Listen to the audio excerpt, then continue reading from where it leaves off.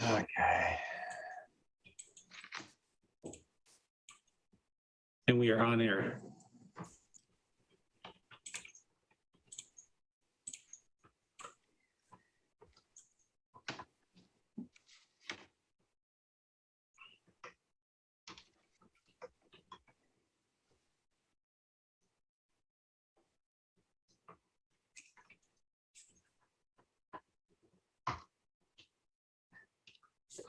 Okay. I call the Redevelopment Commission to order. Is there any discussion about the October 5th, 2021 Commission minutes?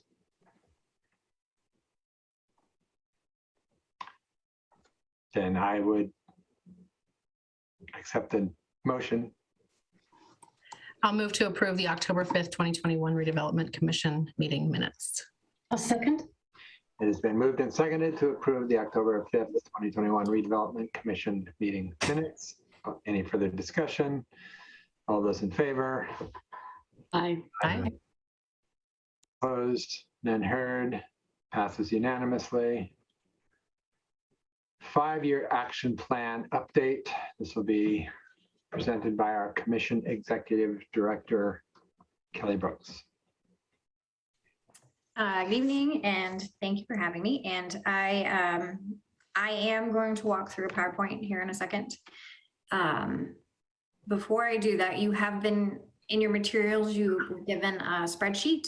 I have received some feedback that spreadsheet is a little unwieldy. I do have a copy of that I can put up at the end of this. There have been some changes that I'll highlight as I go. And when I'm just talking about different investment categories, but just wanted to give you kind of the summary is I have been driving everyone towards what I expected to be kind of a tough conversation about balancing priorities, because we were going to have more to do than we could actually fund. So we were going to have to really whittle it down. After I really took all the feedback that I've received from the advisory committee, from you all, and I looked at the plan itself and the projects that were included within the plan, when I took out all the ones that we'd completed, like Kronberg, the South Downtown Plaza, things like that. And then I actually pulled back from some of the major investment categories that were on the ODOT system. So some of the biggest projects were touching 99E overcrossings, things like that, and scaled it down to what I thought we could really do in a 5-year plan. Many of those things fell away, which left us in, I think, actually a really kind of nice place, which is we can do a lot. We can touch a lot of these different investment categories in a lot of really meaningful ways. And I'm not here today asking you to pick your favorite child. I am asking you to help me understand any potential implications to the investments as I've laid them out, either to people, like are we hurting someone or overly helping someone in a way that I haven't thought through, or probably more what we'll spend the time tonight doing is just answering questions like, what did you mean by this? What is this? What exactly would that project be? And I've been having that same conversation with each individual advisory committee member over the past week. I'm about done. So I've talked with most. I've got 2 more of those conversations to have. I'm meeting with you all tonight to see what you think. And then we have our advisory committee meeting as a group on Tuesday. So that's kind of just where we sit in the timeline of developing the investment proposal. And with that, I'm going to share my screen. And tonight I have 1 screen, which will either be so much better or so much worse. All right. It will not let me start this because it's behind the menu. Oh, I can move it. There we go. All right. Do you all see my slides? Okay, and I can see your faces. So I'll be able to see you if you raise your hand.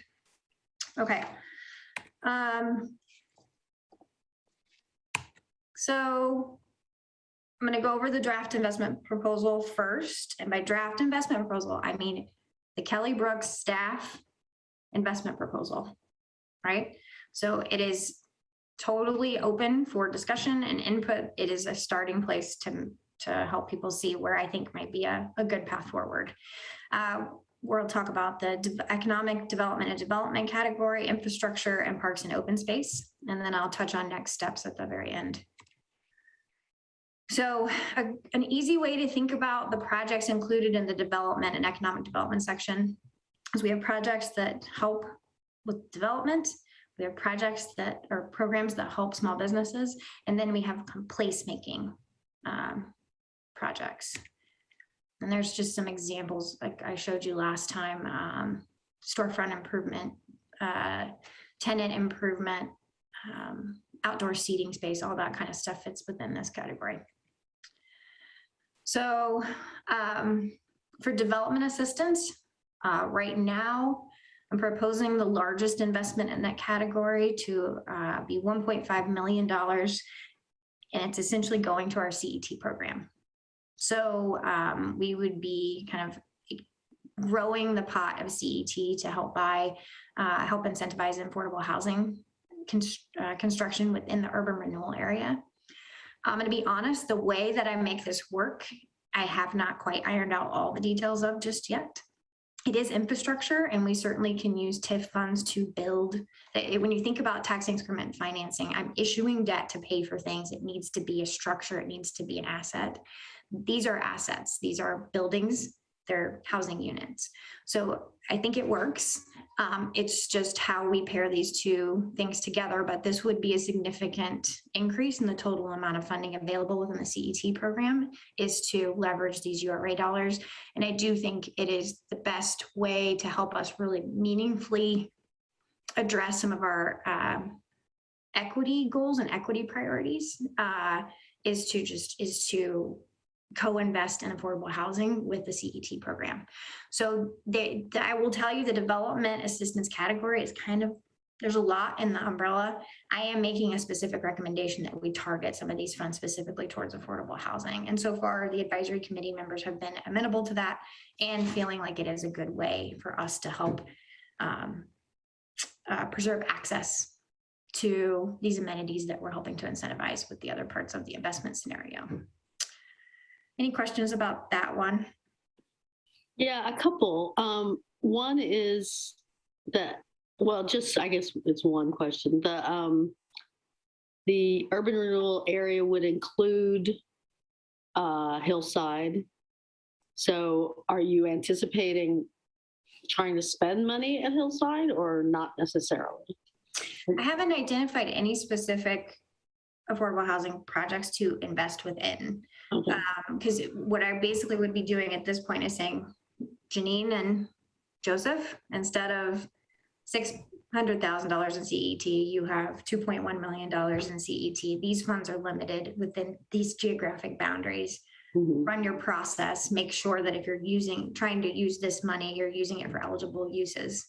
And we program it that way because I needed to run through CET so that it meets all of the criteria and the rigor that we have in that program to actually ensure that it's affordable. So I can't speak to where it would go and I haven't earmarked it. I've just said 1.5 CET. Okay. The reason that's an interesting question for me too is that, you know, as we heard during their hearing, they're ranging somewhere between 300 units and 450 units, depending on what things cost them and therefore how much money they need to make on the remaining land. So this might, I mean, I'm sure the math can be done to figure out, okay, if we build 2 of their streets and take that off of their table, does that buy us then, you know, 100 more units of affordable housing, which would be really big bang for the buck, right? So that I'd love to explore that to figure out how the city can help them with the parts of the infrastructure they're not allowed to use Metro bond money for or federal housing money for. That will get us more units there because we then know that those, you know, and the caveat would be that those have to be affordable for the same period of time as all the other stuff they're building, which I believe is permanently affordable. My other question was just to verify what I think is true, which is Sparrow is not in the district, right? Okay. That's out. I'm sorry. So yes, I would say not at all opposed. Seems like Hillside could certainly be a fit, but I am wanting to run this through the rigor of the housing program, the CET team, so that just we ensure that whatever investments made actually results in affordable units. But it seems like that maybe that's a conversation that needs to be playing out with CET anyway. And this just potentially makes it a better conversation. Maybe. So, but I've taken note. Okay, and then for pre-development assistance, this is a lower dollar amount, $250,000. I think I mentioned the sites most likely you would see expenditures out would be Harrison and Maine, the Murphy site, or frankly, the old City Hall site. So at this point, I don't know, there could be others, but this is just to try to make sites more ready.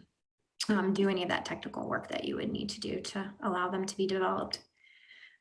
Small business assistance. The plan talks about a small business development fund.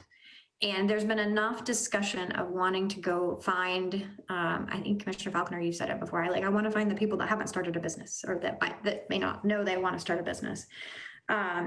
This is for them, but the low dollar amount here is based on me still assessing the risk of getting these dollars out the door. It has to be for a thing. I keep saying, like, if you want to start a coffee roaster in your garage with all the appropriate permits and everything that you need to do, and you need a coffee roaster, I could buy you a coffee roaster, right? I can't do your business plan.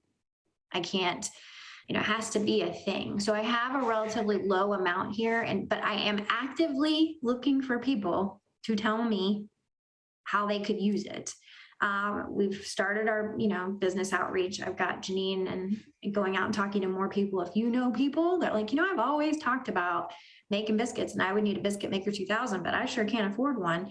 Like, I would love to talk to them. I think, but until I know more, I have this kind of at a demonstration level size for now, but I want to keep it to see if we can use it. Does that make sense to everyone? Okay, and then for tenant, Commissioner Hayes. Yeah. So and I probably should wait until you went through tenant improvements, but I'm trying to, in my own mind, figure out how pre-development, small business development, and tenant improvements fit together. So here's my scenario in my head. You've got someone who wants to go into business as a coffee roaster. They want to rent space in Axle Tree. There are no walls there. Would you use pre-development assistance to put up the walls, the small business development funds to pay for the coffee roaster, and tenant improvements to pay for the ventilation system for the coffee roaster so that it's, so you've got good air quality inside? Let me try it a different, okay. I think it would work. So I've grouped the pre-development assistance and the affordable housing together because I believe that's more targeted to, I'm a person who wants to build a thing on a site. I need to know if that site is contaminated. And I would like to drive down my overall cost and so that I can help provide more affordable units. The small business development fund and the tenant improvements could very easily go together. The tenant improvements would be like, I've got a blank space. It's right now. I could go in and turn it into a office and it would be easy, but I want a restaurant. I don't have booths. I don't have any of the infrastructure. I don't have the ventilation. Tenant improvements could do any of that. But then maybe you need the coffee roaster. Maybe it's just like, or you need a vehicle. Or, it's something almost that like wouldn't be attached to the building. You could take it with you, right? Go to the next place is kind of more how I think about the small business development fund. I'll also tell you that under that tenant improvements, I have the storefront improvements program in there. So that's exterior. And I also have running sewer to the food cart, anything with the food cart pods could be Mhm. tenant improvements as well. So you could definitely, in fact, when I was talking with Donna Batten, who's on our committee, and she was thinking about how these two things would work together, she'd like, you'd almost put those together, right? You know, and at some point it may be a distinction without a difference. But I like having the small business development fund set aside, honestly, just maybe so you could market it a little bit differently to folks who may not be thinking about modifying their interior space, but maybe looking to purchase some equipment. Well, and I also, yeah, no, that totally makes sense. Thank you. And I also wonder if one of the distinctions might ultimately end up being, and this is something the Community Advisory Committee would have input in on, I'm sure, would be loans versus grants. You might see the Small Business Development Fund really being a grant program, and tenant improvements could be short-term loans, low interest loans. Anyway, neither here nor there, but that's very helpful. Thank you. Okay. Any other questions about these before I go into placemaking? Okay, Main Street enhancements. We think the main things that you could do in the next 5 years in this category are, we built a beautiful plaza, it's real hot. We could put the actual shade, like put the vertical element in and the sails to try to provide some shade there. We have some wayfinding, but we could do more wayfinding. And that's one of the things that's come up quite a bit, is that Milwaukie is great and there's all these gems if you know what you're looking for, but there's not really anything that would lead you to stumble upon it if you didn't know. So is there anything we can do here? And so we included wayfinding as another potential option. And then power line undergrounding. I think y'all are gonna be really excited about this one. So I'm gonna tell you, I wanna try, but I don't know if I can, and I don't know how far I can go with it. But in another section of the plan, we're looking at replacing some sidewalk and doing some tree protection. So this is some resource to work with PGE and see if we could do some power line undergrounding. Because I'm tired of all the power going out every time there's a storm, to be honest. And maybe it would help us learn like how to do it and get better estimates for other projects and things like that. So I think as long as you know, I have not gone and talked to anyone yet about doing it. It's just a hope. And it could fit well with some of the other investments. And And that's it's not tied to redevelopment of a property. You would just do so many blocks or whatever. I would tie it to where we're gonna be doing sidewalk, where I'd have some other Mhm, project to be ripping something up. mhm, Yeah. mhm. Yep. So right now we're sitting at 3.325 in this category.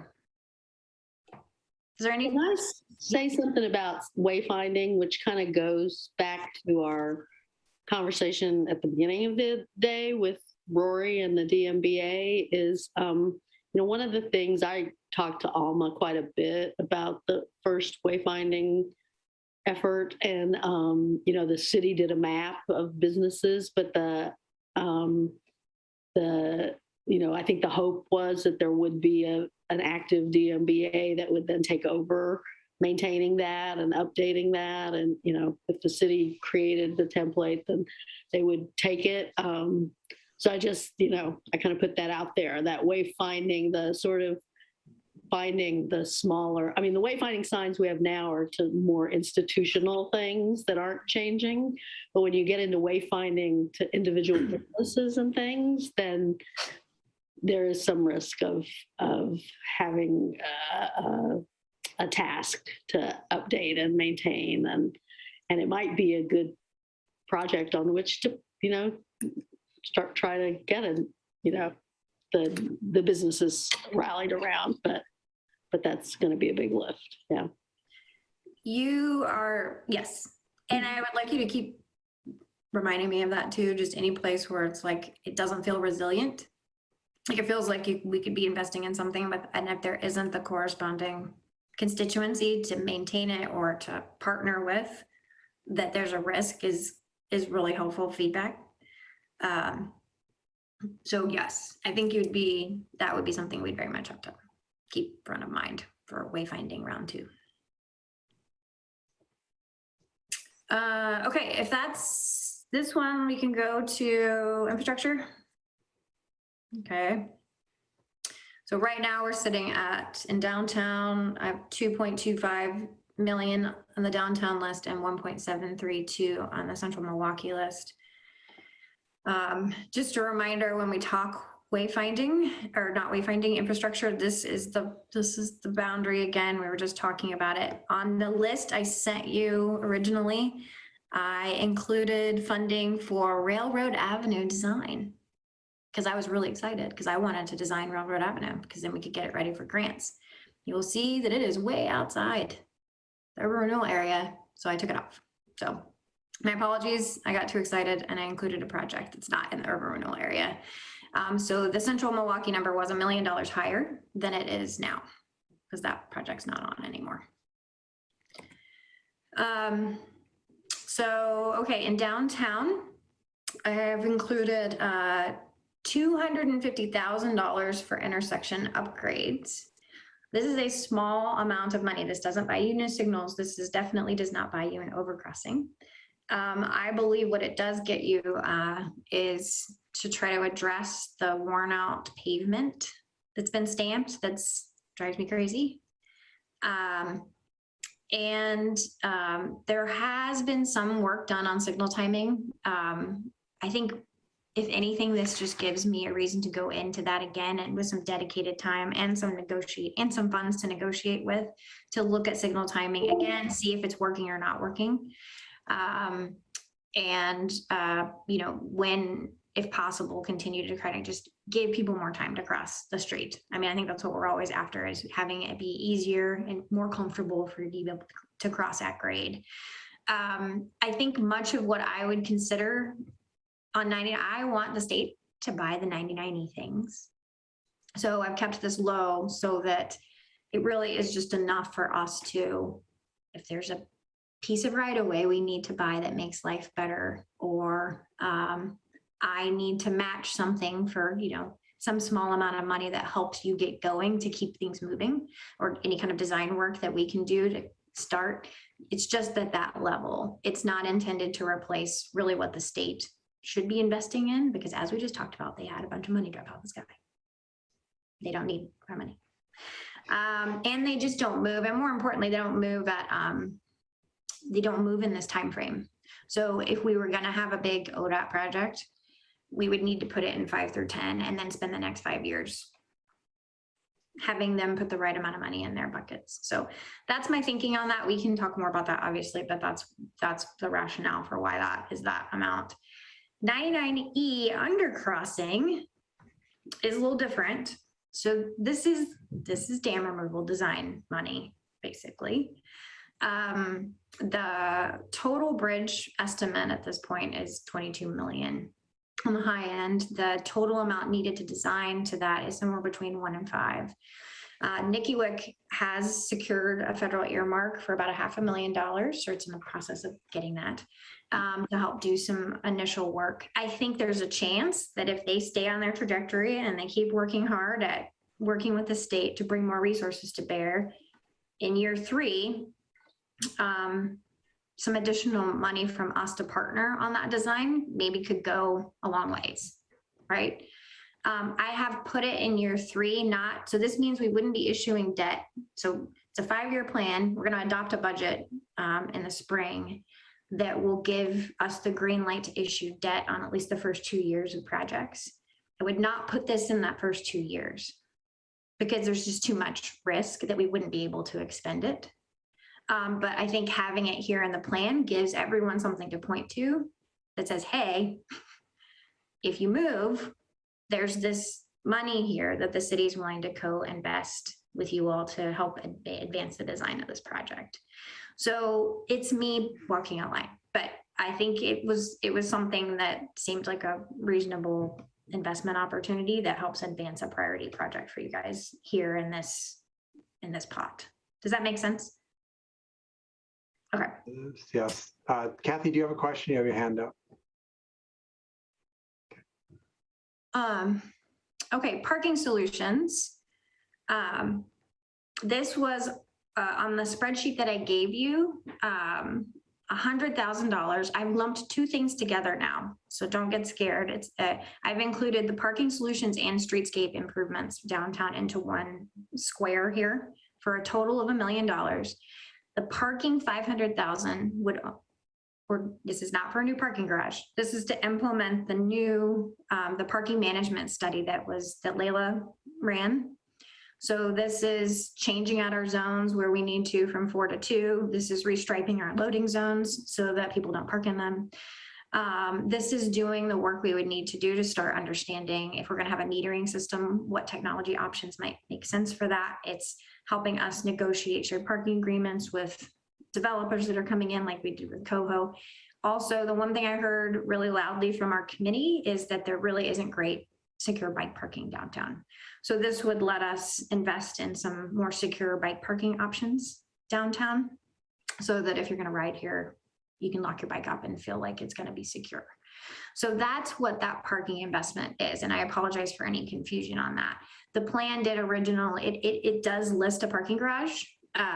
It's an old estimate. It's from when the plan was adopted, 14.6 and up to 10 million of that could have been URA funded.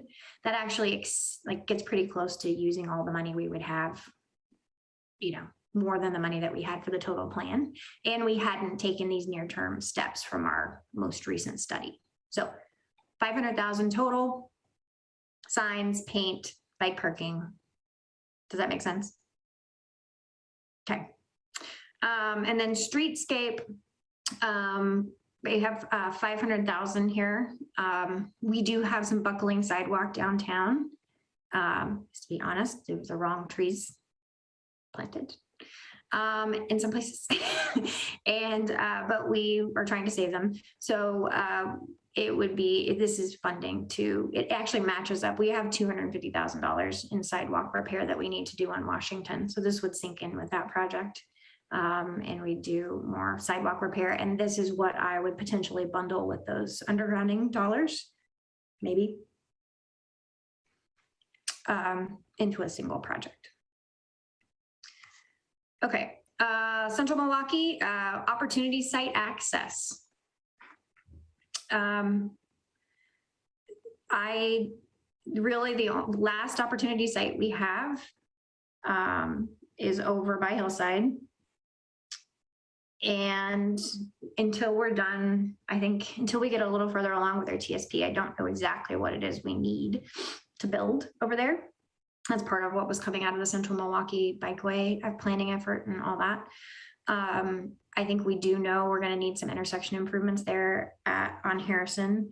But so this is just a small dollar amount until we know what the project is. If there's an opportunity to purchase some right away or do something that we think facilitates a future project, then we have the resources there to buy it, but it's not enough to design and construct anything right now. We would need to come back in and add those dollars after we do the TSP. Transit stops. Again, I believe TriMet should pay for transit stops. I love them very much, but that's what they do. So this is just enough money, $150,000 to work with them, maybe to do cool stuff, like work with our arts committee to do really neat designs I got to reach out to TriMet and see what they would be game for. But hopefully it's just a way that we can match up with them and do some upgrades to transit stops throughout the city that are kind of unique and special for us. And then Monroe Greenway. Can I push back on that one just a smidge? Yeah. Push back on all of them. I get what you're saying about it's their job to do it, but then again, they don't in many instances. No shade on them. I understand their budget and all the things, but if there are stops that a covered bench would make it a much nicer stop for people, even though, yes, that's technically TriMet's job, I would be interested in putting in covered stops for people so that they're more likely to use it, or if they have to use it, more comfortable using it. Okay. That's just me. I don't know how everybody else feels about that. Yeah, I mean, it seems like they kind of make decisions based on what is on the ground plus volume, and so I mean, I think they're most of the time, I mean, if there's room for a bench and a cover and the volume justifies it, then they put it in there. A lot of time, I mean, some of my stops that I really can't stand are when, the sidewalk's so tight that they have those silly leaning things. Like, you all have probably heard me gripe about those stupid things, like they're complete waste. And so, I mean, I think like maybe there are some, in addition to art, maybe there are some like other, I don't know, other ways where we can make the environment more amenable to the types of stops that they're willing to put in if they can. I mean, like maybe just to help them, help remove some obstacles for them. Maybe that's a good use of that kind of money. Because I don't think the issue is that they don't, they have the money to pay for the stops and put in the covers and the benches. It's just sometimes they don't fit. Lisa? I don't know how TriMet makes those decisions, but I could see places where I could see putting money toward that for either thing, for art or for the stops themselves. I'd actually, it's the item above that, opportunity site access. I'm not particularly interested in, we first started working with the representatives of the Murphy site over 10 years ago when we did the Moving Forward Milwaukie process. And at this point, we have so much other construction going on around town. I'm not particularly interested in trying to help move Murphy faster, because I think, let's get the other things done and see what the impacts are on the Harrison intersection and all these things. So to me, I'm not so keen on spending money on opportunity site access for the Murphy site. And if you want to move that 250 to transit stops in Monroe Greenway, I'd be all for that. So, Can I just want to caution that the Community Advisory Committee has not had an opportunity to have this discussion yet. And I don't want us to start getting prescriptive about where money goes and for what cause. I think that the conversation about transit stops is a really good one for the CAC to think about, are there stops that we're aware of where we know infrastructure would really help, or are there ways that we could do some outreach to the community to identify those places where TriMet's not putting in what needs to be there. So anyway, I think that there's conversations that the Community Advisory Committee needs to have about all these things before we start really getting too prescriptive about things. I absolutely think that advice and input is appropriate. I'm not saying that isn't, but we are not at this point making determinations about where these dollars should and should not go.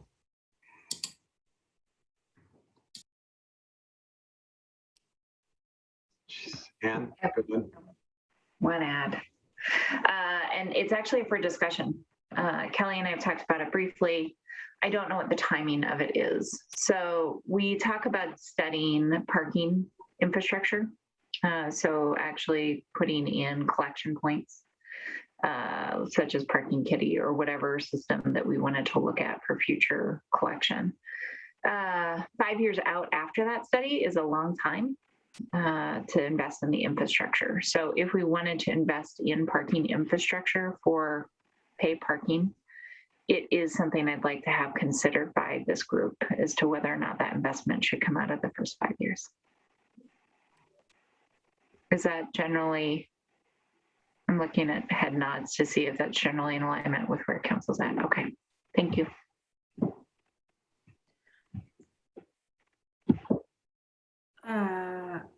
Okay, do you want me to keep going? Yeah. Okay. All really helpful. Thank you. And yes, I will be taking, I'm glad that Commissioner Heisey, you mentioned, we kind of synthesizing what I've heard from everyone for everyone. So I've gotten a lot of different feedback as I've gone, and then I'll be bringing back what you all say too. And I'm happy to share those thoughts and suggestions about, not so sure the Murphy site's that viable from kind of our historical perspective. Okay, so Monroe Greenway. I'm sorry I missed Jen's recap of where we are, but earlier tonight, where I believe we are is it's that CD section that falls outside of where I'm going to be getting some funds transferred from the state to do improvements. So I'm asking us to put 1.3 million towards the CD chunk of the Monroe Greenway, which is the rail crossing, to try to help, and I think that actually leaves the project in a really good spot, and it frees up additional, more flexible money to provide for any costs that we need to take care of in E&F. So anyway, this is a really, to me, a really great slam dunk investment for the district to make, because it leverages so much money. You're getting to kind of be some of the last dollars in, which is usually a good place to be, because you can go cut the ribbon and make it whole. So anyway, if you have concerns, but I know you all know more about the Monroe Greenway, then you've already talked about it a lot tonight, but this would be that section. Okay, so infrastructure just under 4 million. Then the part of the plan I told you we weren't even going to spend any money. We're going to spend some money because we can't. So for parks and open space, I believe we can do Dogwood. We did the framework plan. It was $460,000. That is a planning level estimate. Planning level estimate. That is wrong. I'm just telling you it's wrong. But we can do something really great for $460,000 that gets you some kind of play space that Sunshine Daycare gives you better seating adjacent to the plaza, that helps it integrate and tie in better to Coho. I mean, it's a small enough area that I feel really confident that we can make something really nice, and just do it, which seems great. Milwaukie Bay Park, as always, is slightly more complicated. I have officially, I put $0 here, right? Because the city's already committed $1 million, and we're waiting on our partners at NCPRD to provide tax and SDCs and local share commitments from their side. However, I also know this is a top priority for the community and for you. And so I wanted to give you an option of, if you would like to invest here, a way that you could do it. The trolley trail realignment portion of the project, it has always been unfunded. Heather's never had money for that. She applied for a Connect Oregon grant, she didn't get it. So right now that part of the scope is about $600,000. I'd originally put it in at 425. I got a better estimate back from Heather. So it's 600 is her best thinking on that now. You could choose to recommend that we spend some of this funding on that scope. I think I would just ask that we do not bond for that until we have a commitment from the district on the SDCs, local share, and other, like, their fund sources need to be committed to the project before we would issue debt out of the URA to help fund that. Does that make sense? Yeah, not only would I not issue debt, I don't know that I would. Well, I'll be very curious to hear what the committee thinks on this one. This is a real, it's complex. Yeah, Angel, go ahead. Yeah, I mean, I will be interested in hearing what the committee says too. I mean, I just note that both of these projects are on the one side of town and not on the other. I think that that's not great. I also will just sort of preview that the fire district is going to have heartburn over $1 million being spent on parks, because they strongly, first of all, they oppose the urban renewal district, period. They also are, very concerned that, the promise of, the taxing, the taxing districts generating more taxable, more revenue in the future, that's a core sort of, fundamental piece of urban renewal, right? Like that we're supposed to be using this money so then future revenues are higher. So they're probably going to, I expect you to hear pushback from those committee, from those ex officio committee members. But I do sort of throw the flag of, hey, like this is for open space, for, sort of like urban renewal. And I think that maybe a little bit of thinking about both sides of the highway might be considered.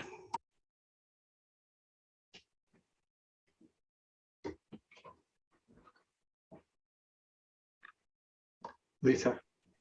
Well, I think the point about the fire district's concerns, that actually resonated for me reading this whole packet. I mean, there are a lot of things in this packet that I mean, these are some of them, but there are a lot of things in this packet that I think could be said. I mean, I think they're great things. They make Milwaukie more livable. They make Milwaukie more desirable, or maybe better for those of us who already live here. Do they actually raise the tax base and raise the property values? I'm not so sure.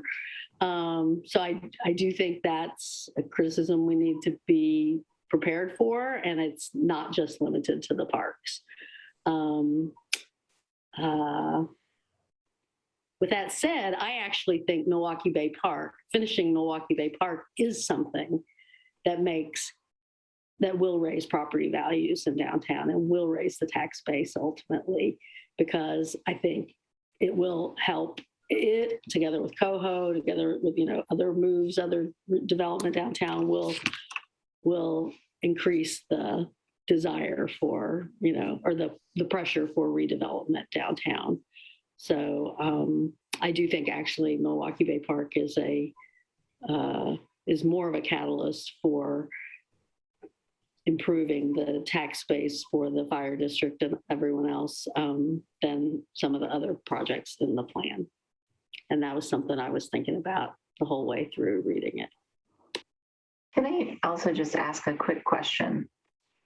Kelly, what is the mission of what we were trying to do with the creation of urban renewal? And I'm asking because I think that I think everyone who's spoken is right, depending on what our goal is. And I just want to make sure that this council is having a discussion, probably the board. I think you are talking about it with the board, but have you had that discussion? Can you talk a little bit about that tonight? Well, so, I mean, I guess I have tried to be really intentional about carrying that there's not just a single goal for urban renewal. There's multiple goals within the plan, and then housing these projects underneath the associated goals. So parks and open space is a goal. Now, at a high level, clearly the goal is to take part of the city that hasn't been experiencing or hasn't been showing the type of growth and investment that we'd like to see, using this tax strategy to incentivize that type of development so that increases in value. I mean, that's how it works. Now, there's a whole plan full of different strategies that add value. And parks and open space is a legit strategy in the plan, or I wouldn't have put it in here. Initially, it had been included not in the first 5 years. It had been included in 5 to 10 and 10 to 15. Parks and open space came later.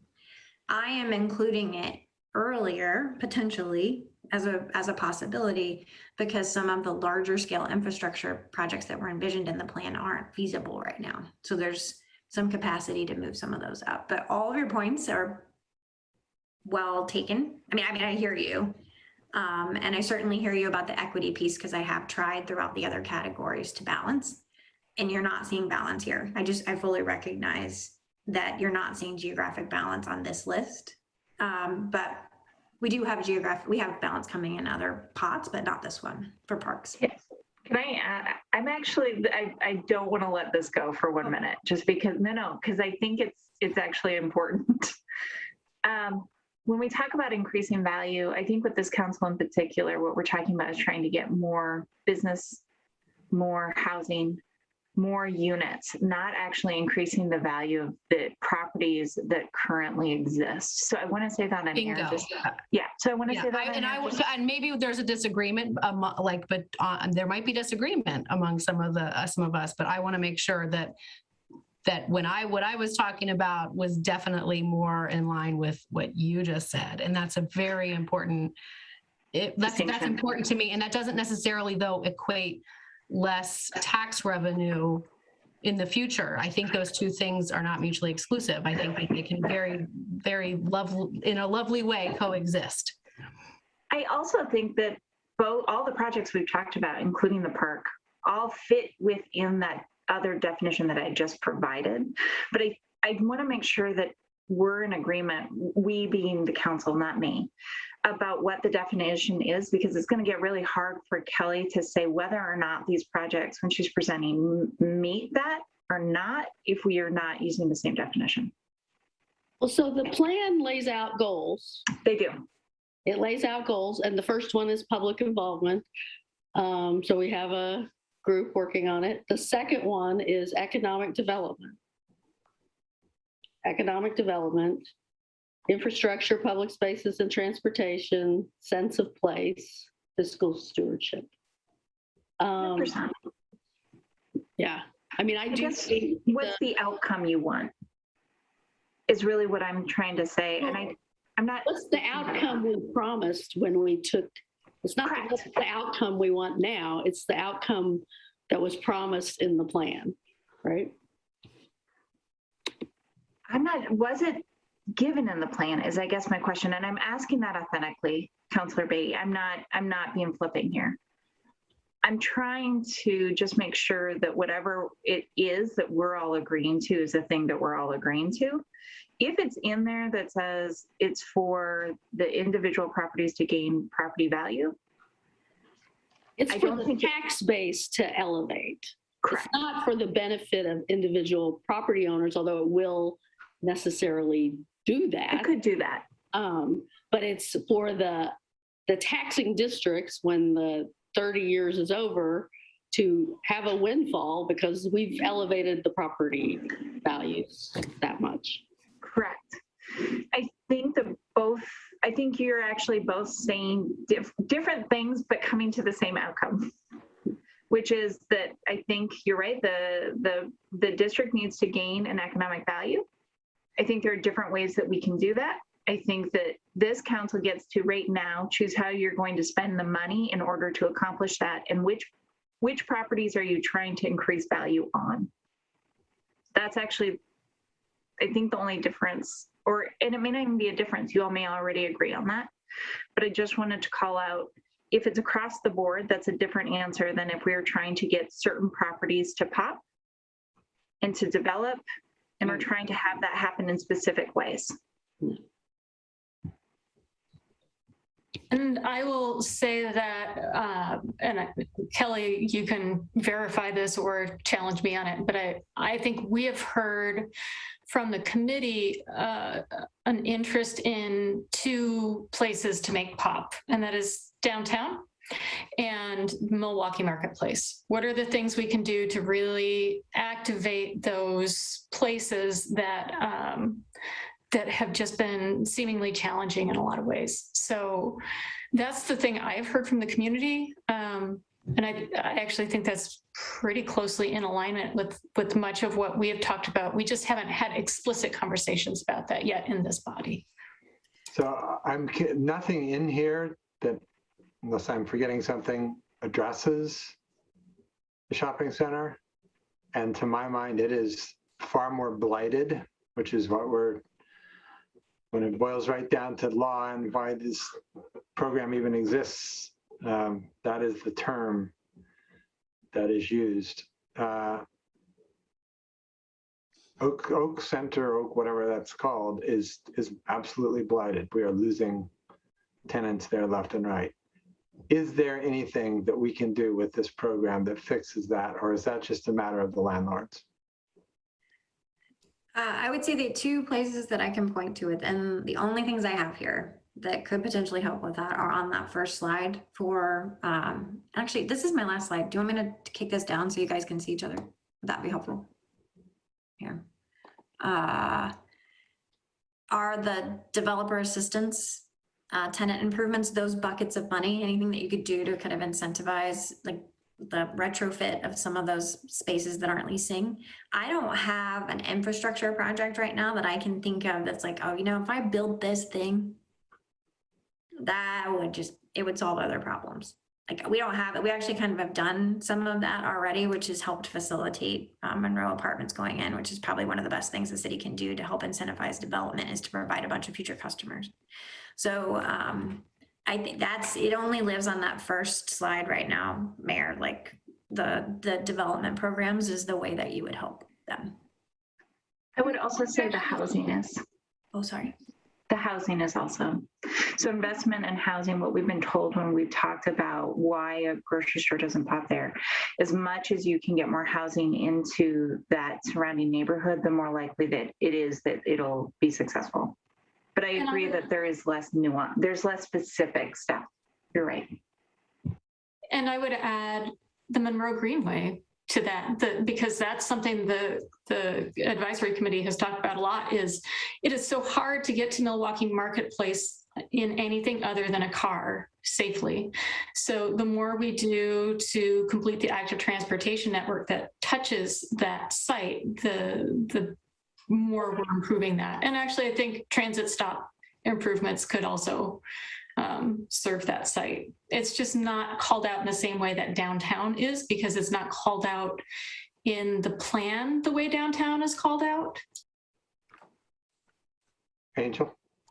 Yeah, and I guess I'm just going back to, you know, Kelly, your last slide, open space. I mean, you know, one of the things that is very uninviting about central Milwaukie is the lack of sort of, you know, open space. If you're not a car, you don't feel super comfortable navigating anywhere in that area.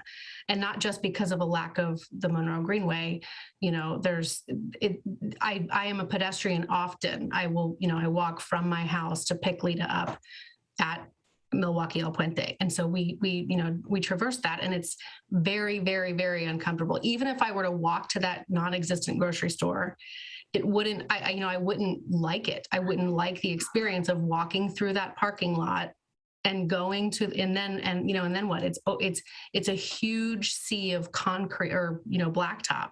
So when I think of open space, there is potentially an opportunity there for urban renewal dollars to try to more appropriately create a space in that shopping center. You know, maybe it's a de-pave project, you know, that the city could help with. So I guess I'm still a little concerned about spending $1 million on open space in the most well-parked like green park area, and none in the most concrete covered area.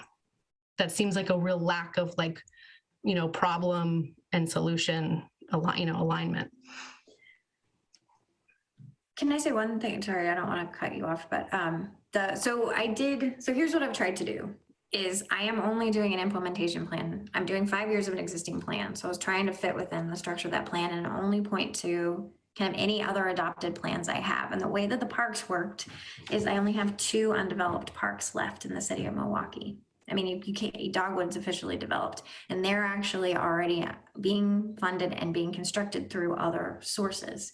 So I certainly hear you, and I certainly hear it's not a fun place to be, that parking lot. And there may be something that I could do through the developer assistance, some of those other pots that would help if it's helping get tenants in. However we help tenants get in, maybe there's a way to do it there. But what I probably can't do right now is find a new open space, like make a new undeveloped park that then we could fund on the east side. Does that make sense? I mean, I think I almost need like an updated parks master plan to figure some of that stuff out for where that next thing should be, because for better or worse, we're actually really we're building a lot of parks. We've got and we've got a lot of events happening other ways, or I would have grabbed, you know, something else that was nearby, but they're actually being built. So I guess I don't think open space has to be a park. I think, we call for open space on all of our developments. And so to me, open space isn't just city-owned parks properties. Yeah, so I do think in the event of like, if we could incentivize redevelopment here, we'd have a lot of opportunities to work with that developer to make this a better place. I mean, and I think there are ways there. Okay, I think I'm getting on down a little bit of a unhelpful rabbit hole on this one, but I appreciate the feedback for sure. Well, and I think this is something we'll want to talk about with the committee, Kelly, and see what their feedback is, because there's been this tension between wanting to make sure that we're directing our assistance at least equally, if not more, to small businesses versus throwing dollars at large developers. So I think the Community Advisory Committee has some things to think about around Milwaukie Marketplace in that regard, because I think there may be some tensions there that we haven't fully thought through, well, but if working with a larger developer to do something that makes this more pedestrian bike friendly is what it takes to then create spaces that are retail spaces that will be more attractive for the community and for small businesses, are we willing to do that? So there's, I think, just some, I don't know, almost moral questions that we have yet to explore. And the only other thing I'll add is, I guess thank you I asked for this. I said, please tell me the places that this might be problematic, right? And I think what I'm hearing is that's a lot. It's all downtown. That feels imbalanced. That feels like you might be creating a problem there with that list because you've got it all in one spot. And I very much hear that. I think all I'm saying back is I don't know that I can find a complementary investment in that category in the way that you're talking about. And that may pose a problem because it's too imbalanced. So I hope I've heard that. And I know I've not necessarily shared, I don't know if everyone agrees, but I've heard that message.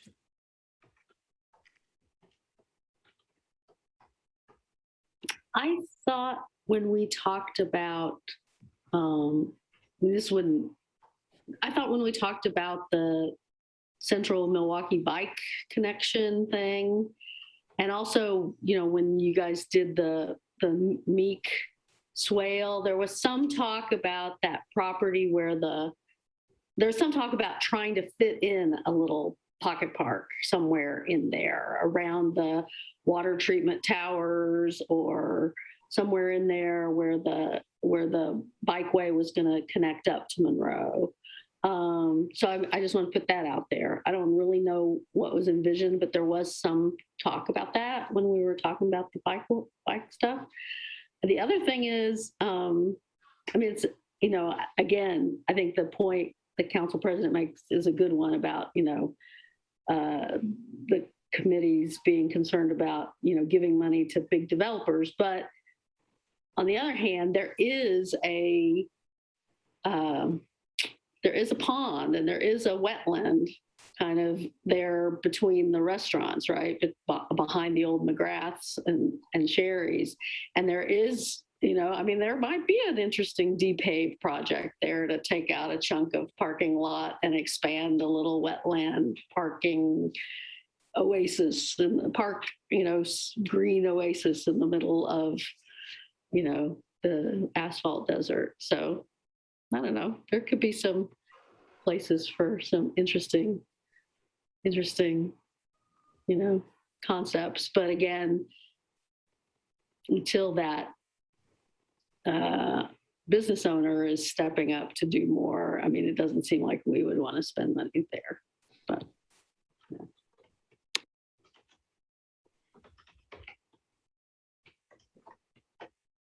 Okay, I think I'm supposed to let you, it's 9:30, probably let me hear later talking to me than you ever wanted. I feel, it doesn't really matter how I feel. It matters how you feel about kind of where we are.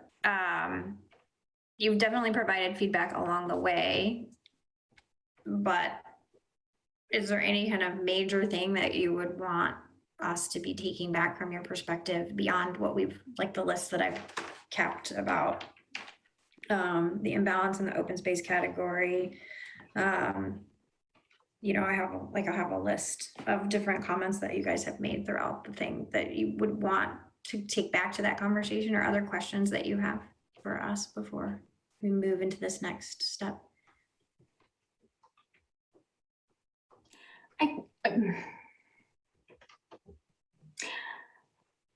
I have some trouble characterizing it as an imbalance. I understand what Councilor Falconer is bringing up, but really the URA is not the only source of funding for our open spaces work. So, and I guess I have some hesitation about presenting it to the Community Advisory Committee as an imbalance. I think it's worth bringing up the question of, do you want to think about ways to incorporate, is there something we could do around open space on the other side of 224? Or, you know, however, I know you need to figure out whether or not it fits within the plan, Kelly, so I don't mean to dictate that, but I hesitate to use the word imbalance. Because we do have so many parks being developed on that side of 224. I also hear you on how many parks we already have in that area, but I actually do think that Dogwood Park, I think of that as being part of activating the space that eventually becomes the farmers market and makes it an attractive destination for families. So, you know, in terms of figuring out economic benefits of open spaces, if you want to put that in the mix of justification, then I think Dogwood actually kind of rises in the pack for me. But anyway, so I just said a lot of words. We should probably stop talking. I should definitely stop talking. Okay, but I think I can do this without hopefully stepping in it too much, at least express that there were some concerns raised. What I can't do, I'll just be full on, is I can't run a plan. I can't make a thing I don't have. I can't go make a parks plan that shows me where the DPAVE projects are that don't exist right now and then spend money in this time frame. I'm just telling, like, so that's where you hit my ability. I have to say, great idea, let's do that in 5 through 10.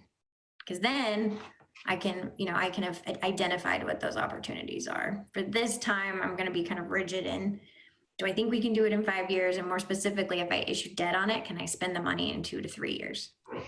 That's what I care the most about. That's super fair. But I mean, I guess I just, you know, and with that explanation, I mean, I do think that it's important to raise with the committee that there was a robust conversation about, and it is an imbalance. I mean, we're talking about spending $1 million of green space and on one side of the 224 divide, because it's a huge divide, both psychologically and physical. It's a barrier, and spending no green space money. But I think with what you just said, that makes a lot of sense. I mean, we don't depave a park, right? Like you depave private property. That's what those programs do. Like they go onto private property and help remove and create a green space where there was none.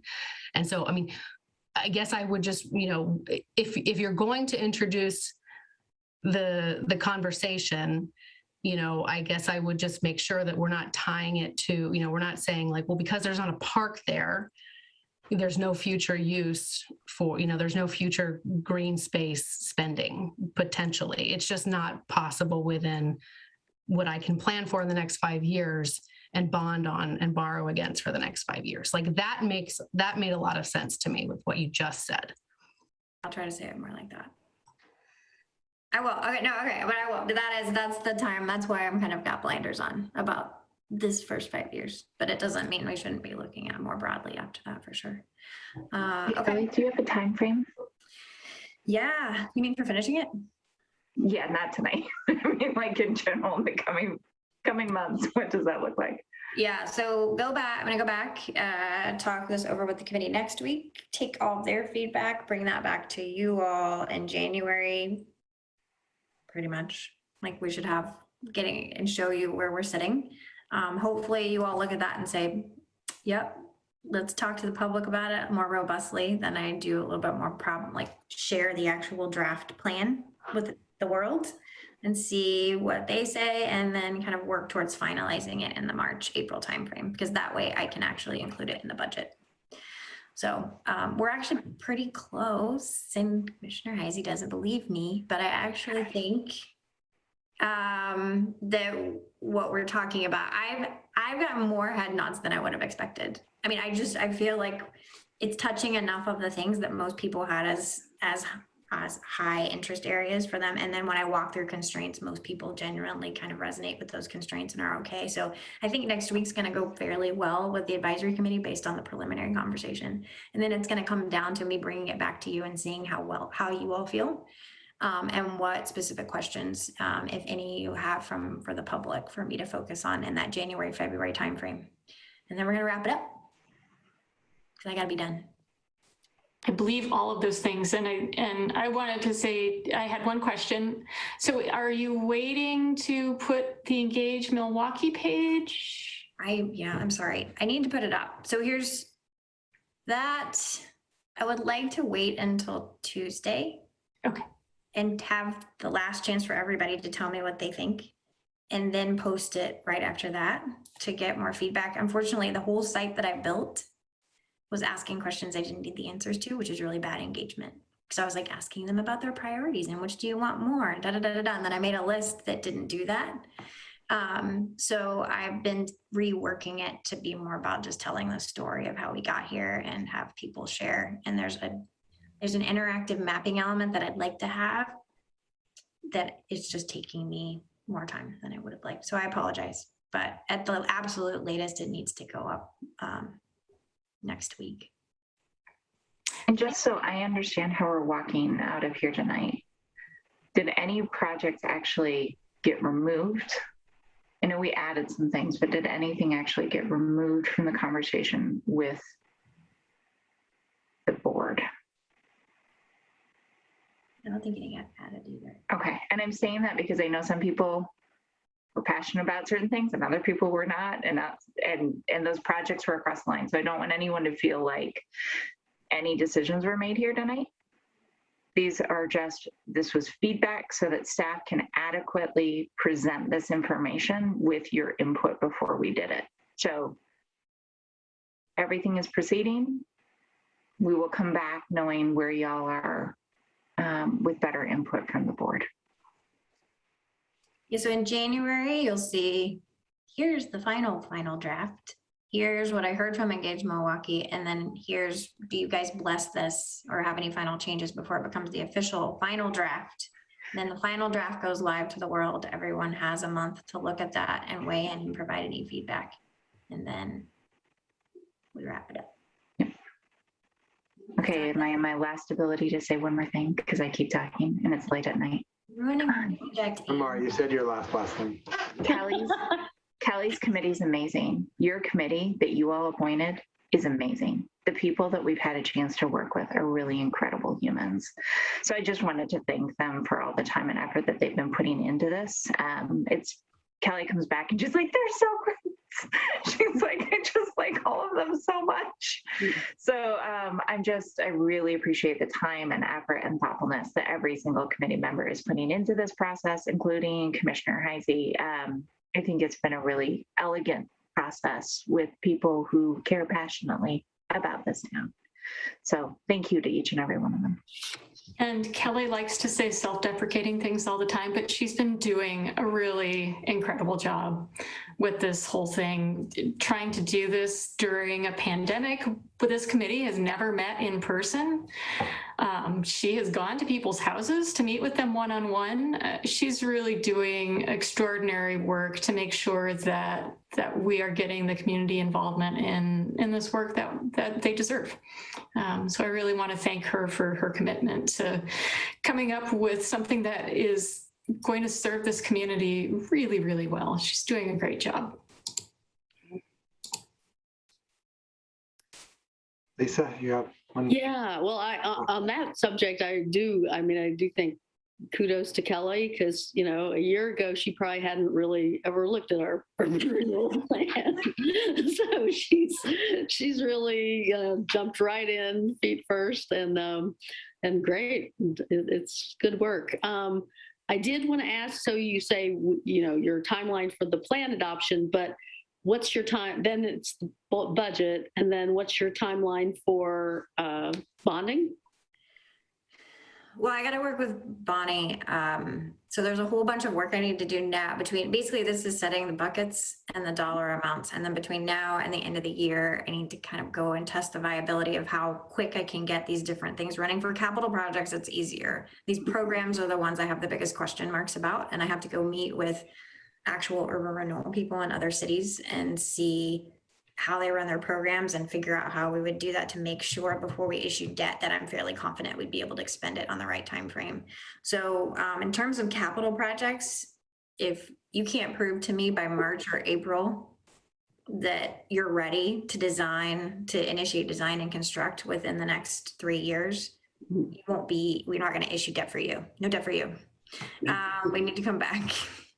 I think, and I want to do it all at once, right? So then we would have that list. Okay, we think we can run a tenant improvement, storefront improvement program. I've got this, I've worked with Joseph. I know which staff would go with it, right? To actually do that stuff. I should know what I need to know to be able to then issue debt for all of that, so that I've got my programs and my projects that would move forward in the first 3 years. I think what's going to happen is some things I think are possible in the first 3 years aren't. And then I'll have to be transparent about that. Does that answer your question? Yeah. Well, I mean, it answers my question at least about what the process is. Yeah.